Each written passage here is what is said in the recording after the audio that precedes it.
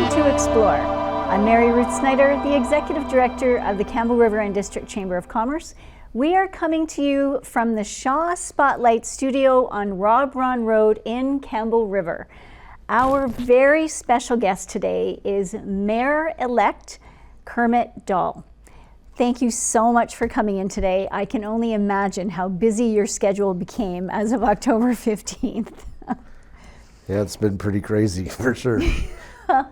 Now, before we get into the evolution of your political career, let's begin at the beginning.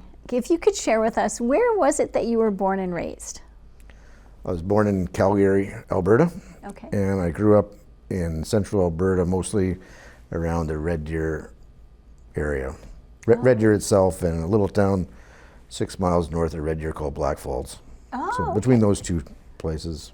All right. And was that all through elementary school into high school? Yeah, I did elementary school in Black Falls and senior high in Red Deer. Okay. And I met my wife there and got married in 1985. Wow. And we moved here in 1985 as well. Did you really? Yeah. So you came to Campbell River in 1985? November 1985 we came here. Wow.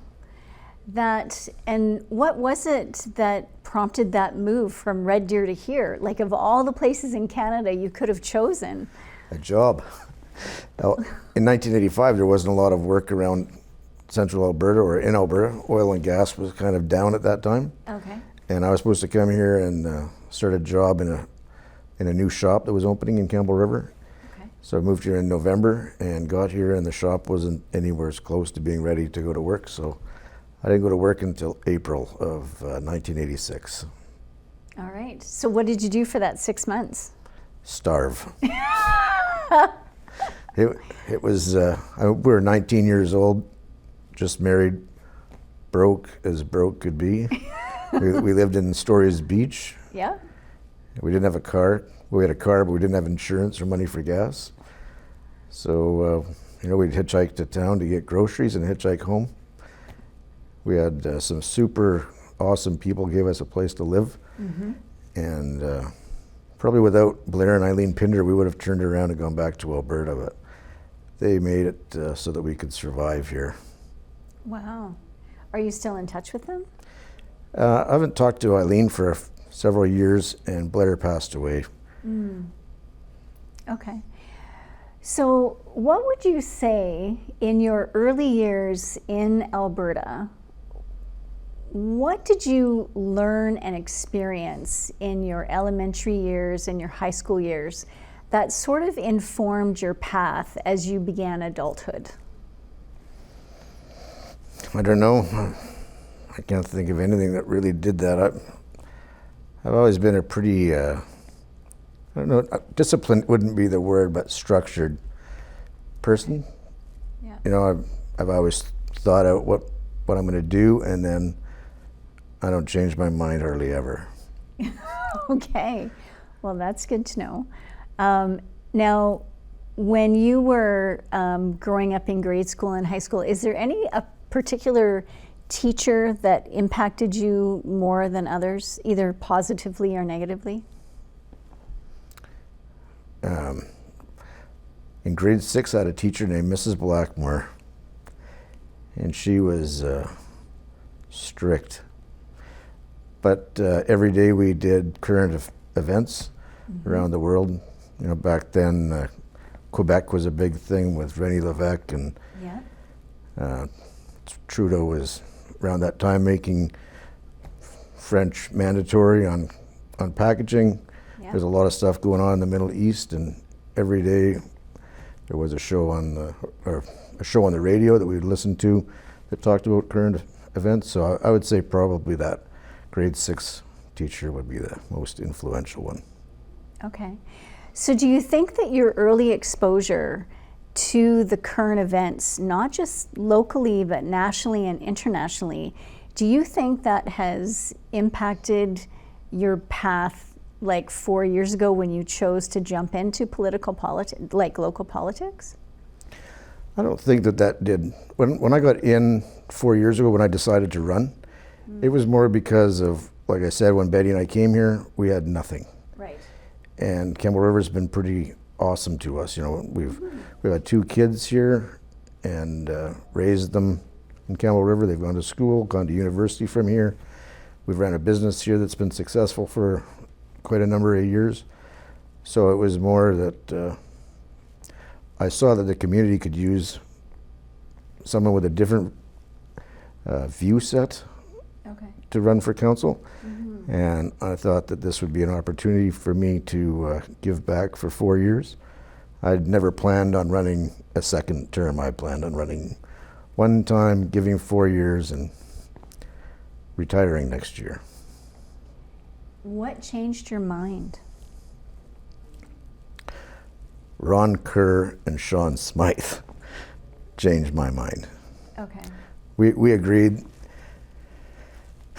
None of us would have ran if all of us didn't run. So Ron and Sean would run if I would run, and I would run if Ron and Sean would run.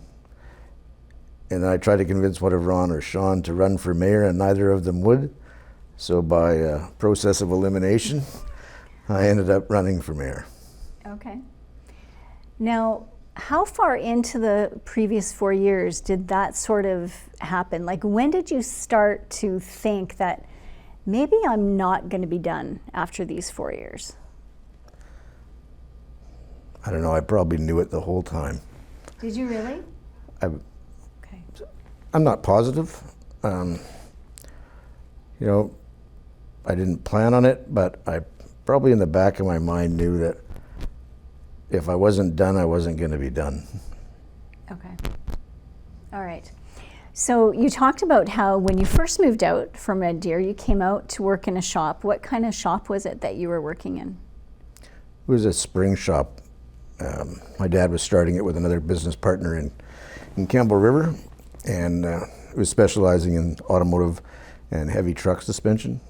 Oh, okay. That's what we had done in Alberta, same thing. Okay. So it was something I was familiar with. So your dad came out first or after? Yeah. Okay. Yeah, my so mom and dad and my 2 sisters came out, I don't know, 4 or 5 months before I did. Oh, okay. Or before Betty and I did. Mm-hmm. So your whole family came out? Yeah, Eventually. my parents were here from 1985, or June, July, somewhere in there. Okay. And they went back to Alberta in September of 2011. Oh, okay. So we bought our shop in this shop in March of 2011.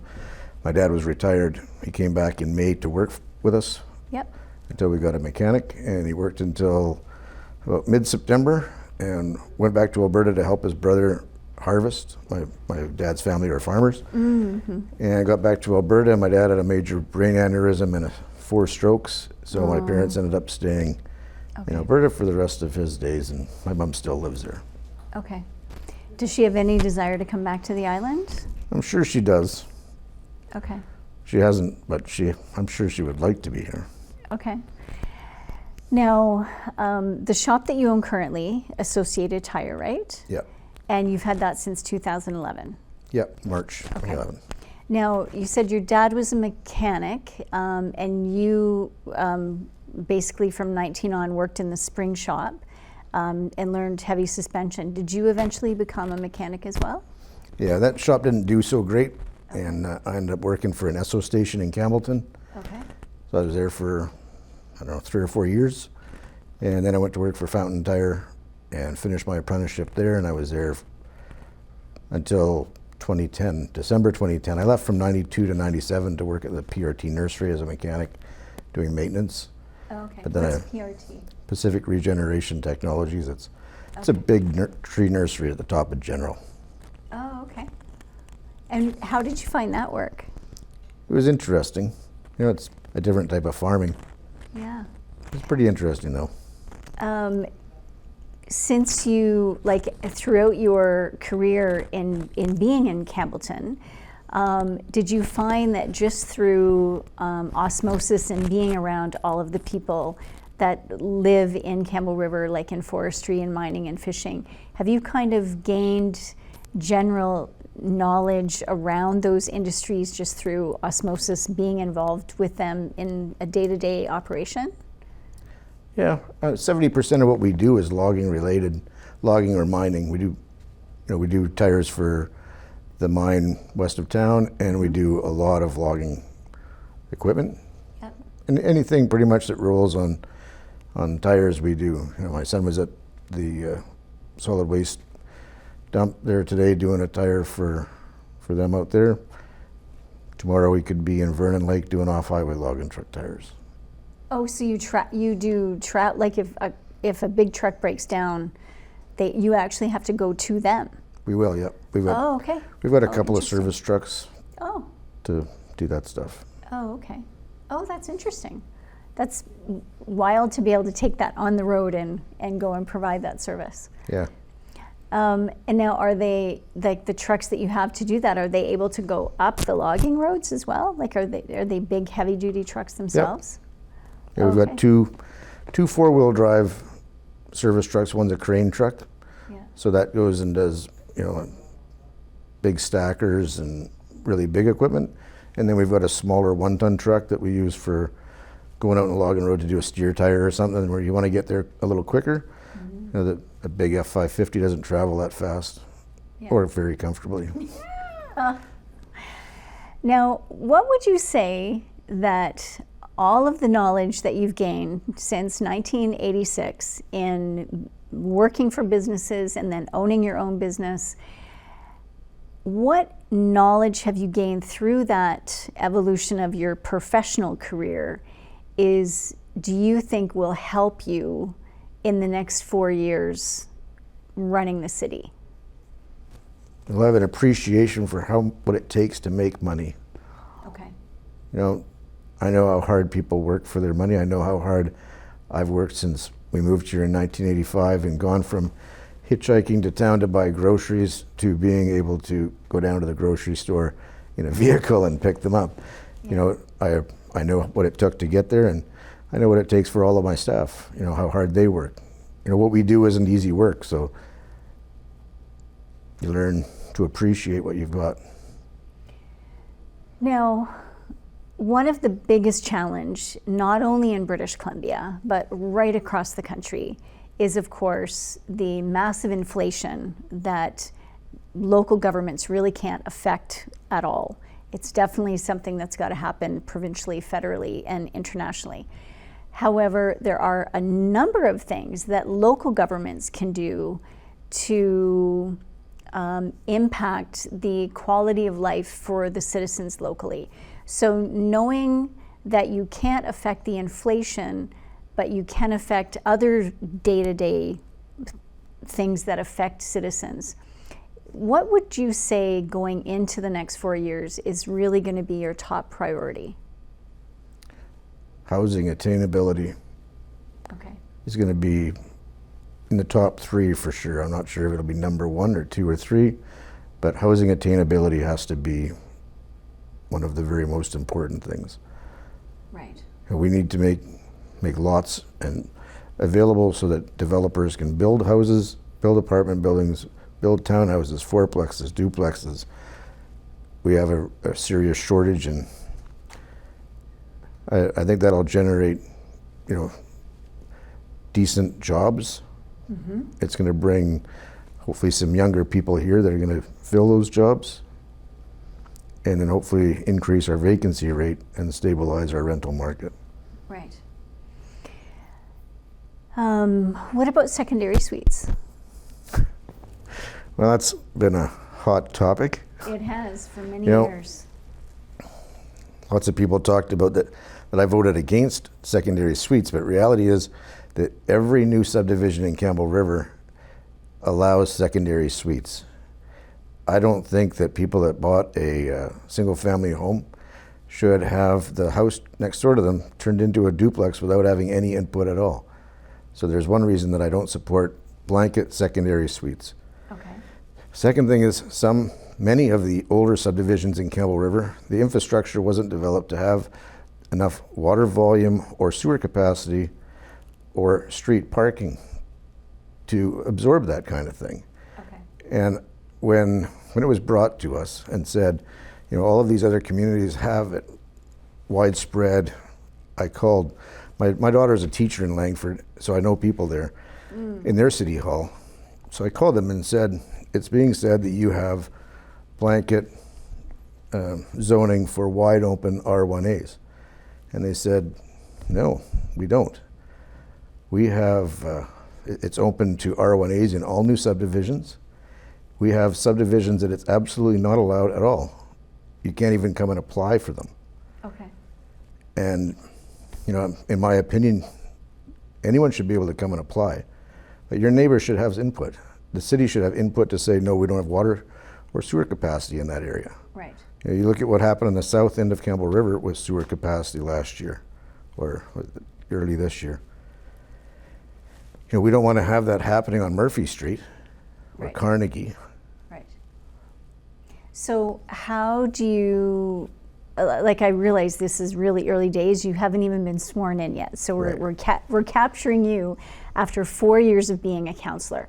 So what would you say the 4 years of being a counselor has taught you about running a city?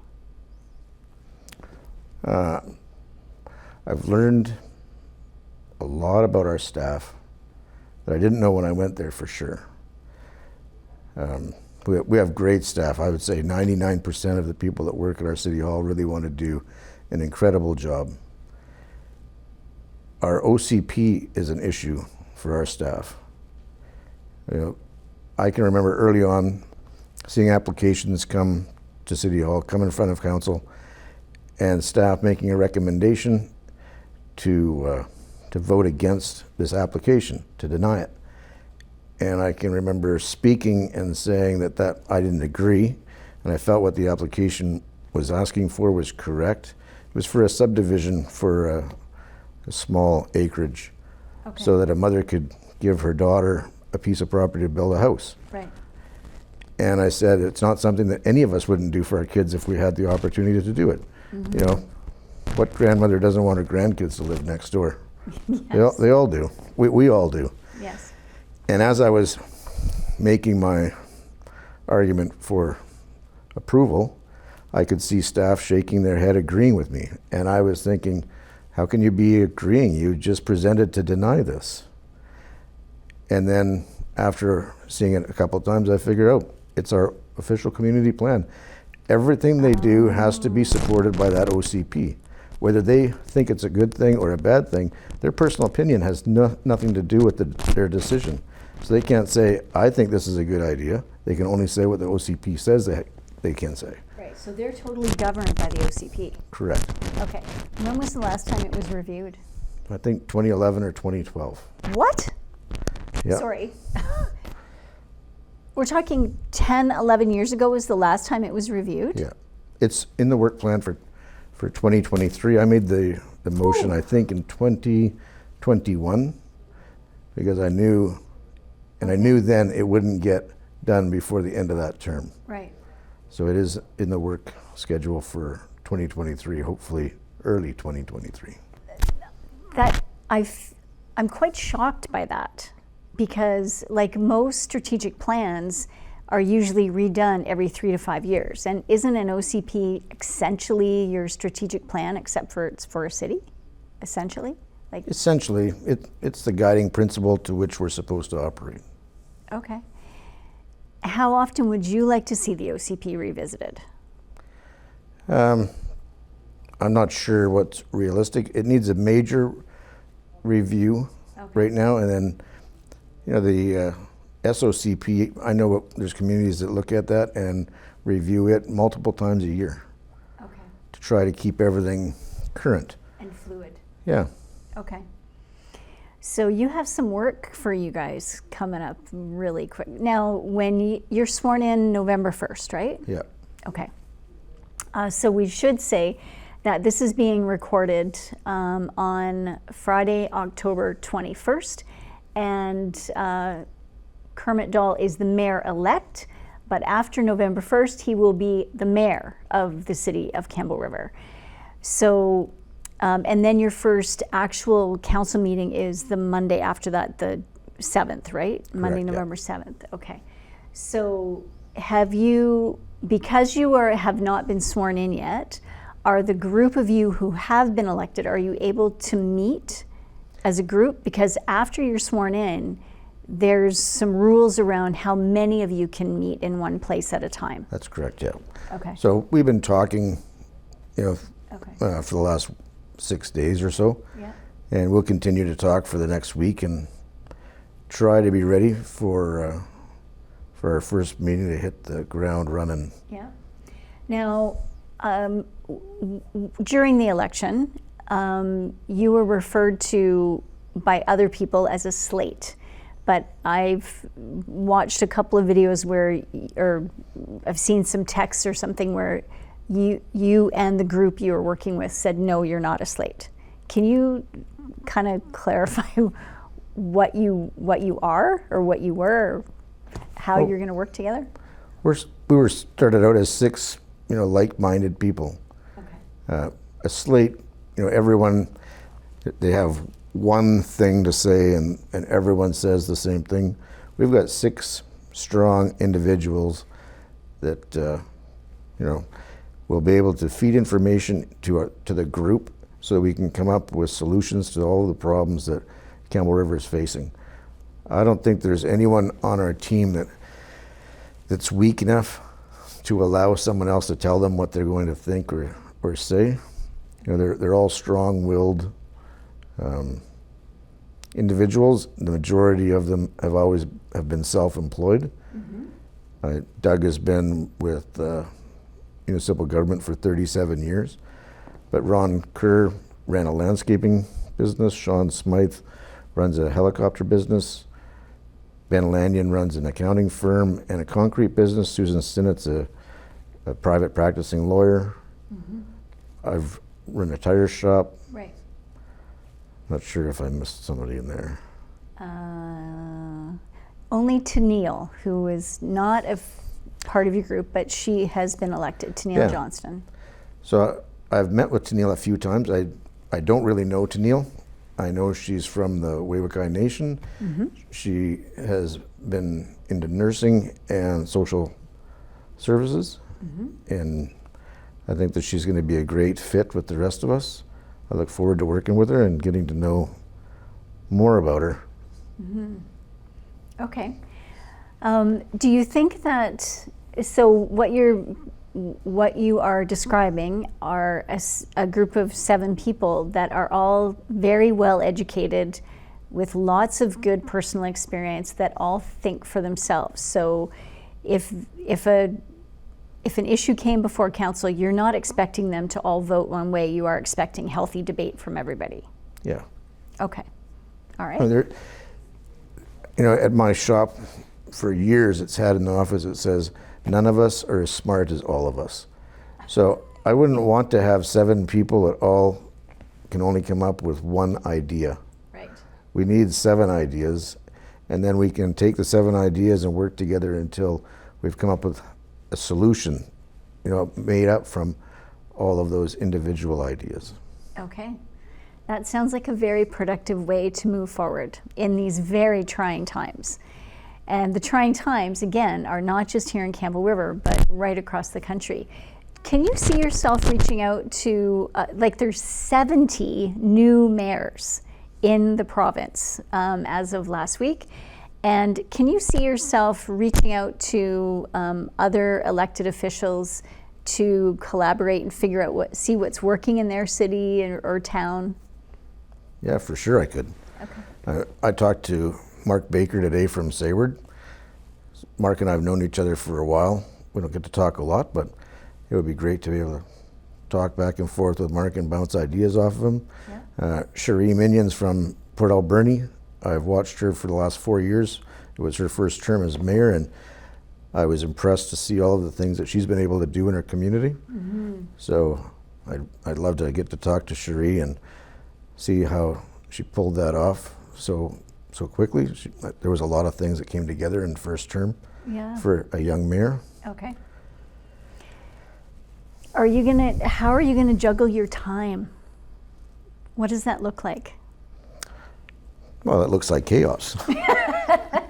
But I've got a great crew of guys at the shop, and we had a new fellow start with us on the 1st of August, James, who had 6 years in a tire business down Island, working at a front counter at a busy shop. Okay. My son is my business partner. He's at the shop a All right. lot. Good. So I don't think we'll have any problems. So are you hoping to, like if you had to put a percentage on it, how much of the percentage is going to see you down at City Hall and how much is going to see you at the shop?